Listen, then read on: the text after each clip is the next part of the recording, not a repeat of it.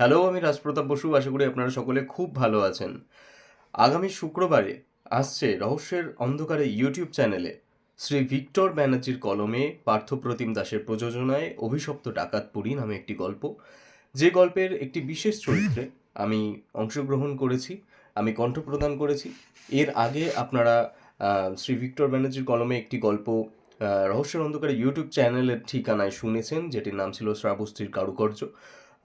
গল্পটি সগৌরবে এখনও চলছে ইউটিউব চ্যানেলের ঠিকানায় রহস্যের অন্ধকারেতে।